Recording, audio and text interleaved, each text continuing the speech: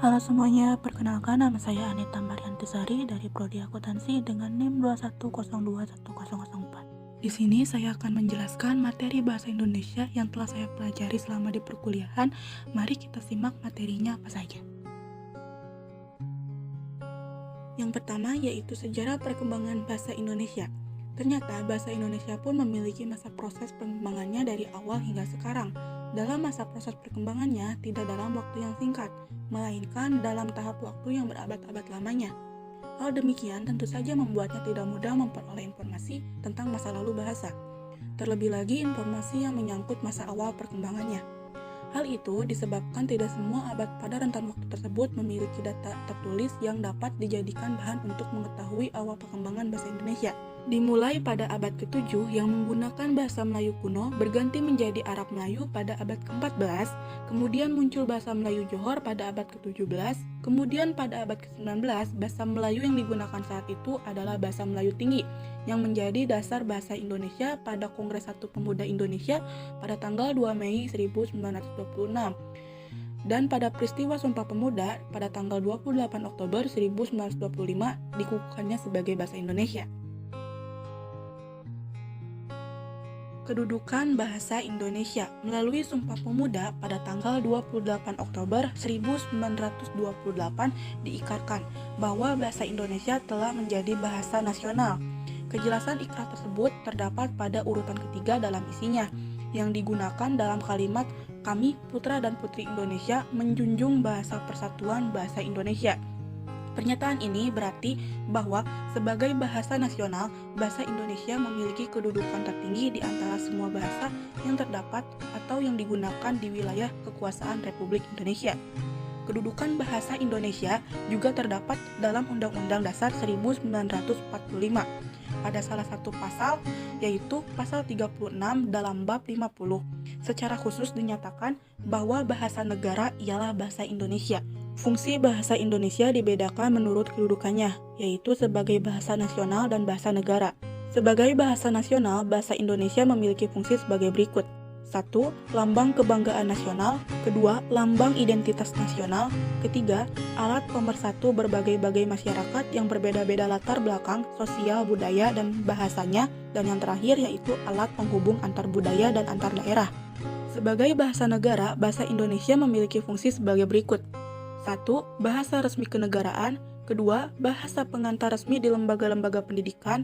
3. Bahasa resmi di dalam perhubungan pada tingkat nasional untuk kepentingan perencanaan dan pelaksanaan pembangunan serta pemerintahan. Dan yang terakhir yaitu bahasa resmi dalam pengembangan kebudayaan dan pemanfaatan ilmu, pengetahuan, serta teknologi modern. Yang ketiga yaitu variasi bahasa. Suatu kenyataan bahwa bahasa tidak dapat dipisahkan dari masyarakat atau penggunaannya. Adanya perbedaan di antara sesama masyarakat akan disertai juga oleh perbedaan bahasa yang mereka gunakan. Perbedaan itu berwujud sedemikian rupa sehingga di antara sesama kelompok masyarakat tidak dapat lagi saling memahami. Kondisi seperti itu memungkinkan kita menyebut adanya dua atau lebih bahasa yang berbeda. Pada sisi lain, ada kalanya perbedaan itu hanya terdapat dalam internal satu bahasa, antara sesama kelompok atau masyarakat penggunaannya masih terdapat saling memahami. Perbedaan bahasa di antara sesama mereka hanya sebatas variasi yang disebabkan perbedaan penggunaan bahasa yang sama pada ranah yang berbeda-beda. Jika hal demikian terjadi, kita dapat mengatakan adanya variasi atau ragam bahasa. Yang kelima yaitu variasi baku tulis dan baku lisan. Bahasa Indonesia resmi, seperti yang digunakan dalam penulisan buku pelajaran atau karangan ilmiah lainnya, termasuk ke dalam variasi baku tulis. Ada 4 buku yang tercatat sebagai pilar penyangga terhadap upaya pembinaan dan pengembangan variasi baku tulis bahasa Indonesia, yaitu Pedoman Umum Ejaan Bahasa Indonesia yang disempurnakan, yang secara khusus memberikan panduan dalam masalah ejaan bahasa Indonesia, Pedoman Umum Pembentukan Istilah, Tata Bahasa Baku Bahasa Indonesia, dan Kamus Besar Bahasa Indonesia. Berbeda dengan variasi baku tulis, variasi baku lisan memiliki sejumlah masalah. Apa yang dapat dijadikan dasar untuk menyebut bahasa yang digunakan itu tergolong variasi baku lisan. Sulit sebenarnya menjawab masalah ini karena menyangkut penentuan lafal standar dari seseorang atau kelompok masyarakat penutur tertentu. Kita ketahui bahwa penguasaan bahasa Indonesia mayoritas masyarakat bangsa kita tidak lepas dari pengaruh bahasa daerah yang mereka kuasai. Jadi, ukuran dan nilai variasi bahasa Indonesia baku lisan sebenarnya ditentukan oleh kecil besarnya pengaruh bahasa daerah yang terdengar dari penuturnya. Ejaan yang pernah berlaku di Indonesia. Di Indonesia sebelum dan sesudah kemerdekaan ada sejumlah ejaan yang pernah berlaku. Ejaan-ejaan tersebut dipaparkan secara sepintas sebagai berikut. Pertama, ada ejaan Van Ophuijsen. Pada tahun 1901 ditetapkan ejaan bahasa Melayu dengan huruf Latin yang disebut dengan ejaan Van Ophuijsen. Yang kedua, ejaan Soewandi. Pada tanggal 19 Maret 1947, ejaan Soewandi diresmikan dan diberi julukan Ejaan Republik. Yang ketiga, ejaan Melindo. Pada akhir tahun 1959, Sidang Pemutusan Indonesia dan Melayu menghasilkan konsep ejaan bersama yang kemudian dikenal dengan ejaan Melindo atau Melayu Indonesia. Dan yang terakhir yaitu ejaan Bahasa Indonesia yang disempurnakan atau EYD. Pada tanggal 16 Agustus 1972, Presiden Republik Indonesia meresmikan pemakaian ejaan Bahasa Indonesia berdasarkan Keputusan Presiden Nomor 57 Tahun 1972. Yang kedua yaitu komponen-komponen ejaan. Ada 4 hal pokok yang disajikan terkait dengan ejaan, yakni 1. Pemakaian huruf, kedua penulisan kata, ketiga pemakaian tanda baca, dan yang terakhir yaitu keempat penulisan unsur serapan. Yang ketiga yaitu pemakaian huruf. Pemakaian huruf meliputi penggunaan 1 huruf abjad, 2 huruf vokal, 3 huruf konsonan, 4 huruf diftong, 5 gabungan huruf konsonan, 6 huruf kavita, 7 huruf miring, dan yang terakhir yaitu ke-8 huruf tebal. 4 yaitu penulisan kata. Penulisan kata terdiri dari 2 kata yaitu penulisan dan kata. Penulisan adalah proses, cara, dan perbuatan menulis, sedangkan kata adalah unsur bahasa yang diucapkan atau dituliskan yang merupakan perwujudan dari kesatuan perasaan dan pikiran yang dapat digunakan dalam berbahasa.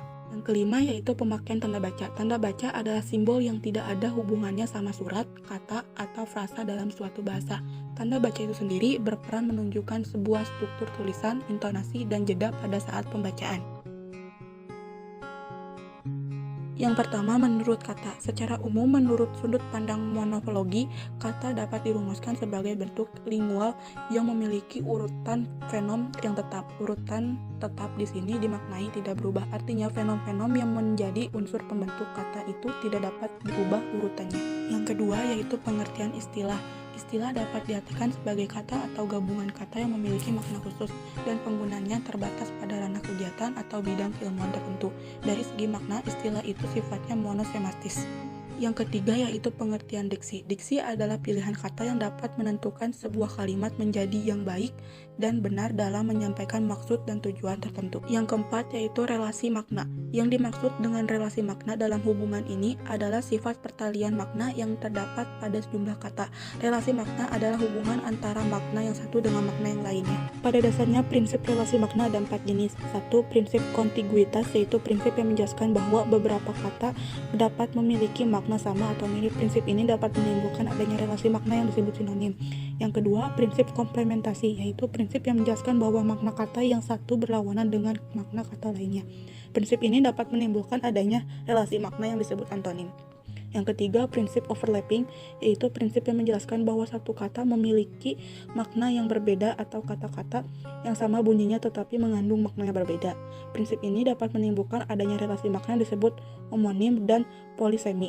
Dan yang terakhir yaitu keempat, prinsip inklusi, yaitu prinsip yang menjelaskan bahwa makna satu kata mencangkup beberapa makna kata lainnya. Prinsip ini dapat menimbulkan adanya relasi makna yang disebut hiponim. Yang kelima yaitu makna konotatif dan denotatif. Makna konotatif dimaksudkan untuk makna subjektif, penutur atau masyarakat penutur yang diberikan kepada kata tertentu.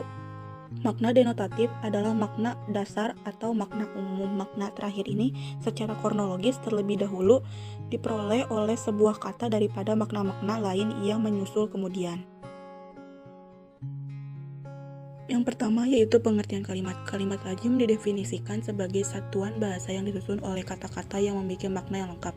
Dalam wujud lisan, kalimat diucapkan dengan suara naik turun, keras lembut, di sela jeda, dan diakhiri oleh intonasi final yang diikuti oleh kesenyapan. Yang kedua yaitu unsur-unsur kalimat. Unsur-unsur itu memiliki subjek, predikat, objek, pelengkap, dan keterangan atau yang disingkat dengan SPOK. Kelima unsur tersebut tidak selalu hadir bersama-sama dalam sebuah kalimat. Biasanya unsur yang selalu hadir dalam kalimat adalah unsur subjek dan unsur predikat. Oleh karena itu, sebagian ahli menyebut kedua unsur ini sebagai unsur wajib. Bagi Dick, unsur yang utama adalah predikat karena kondisi predikat yang menyebabkan hadirnya unsur-unsur yang lain. Yang ketiga yaitu kalimat tunggal dan kalimat majemuk. Kalimat tunggal adalah kalimat yang terdiri atas satu klausa. Kalimat ini hanya mempunyai satu subjek dan satu predikat. Kalimat majemuk adalah kalimat yang terdiri atas dua klausa atau lebih. Yang keempat yaitu pengertian kalimat efektif. Kalimat efektif adalah kalimat yang secara tepat mewakili gagasan atau pikiran penulis. Kalimat efektif harus menggambarkan gagasan penulis secara tepat sehingga dapat dipahami secara tepat pula oleh pembaca. Oleh karena itu, kalimat efektif harus singkat, padat, jelas, lengkap, dan dapat menyampaikan informasi secara tepat.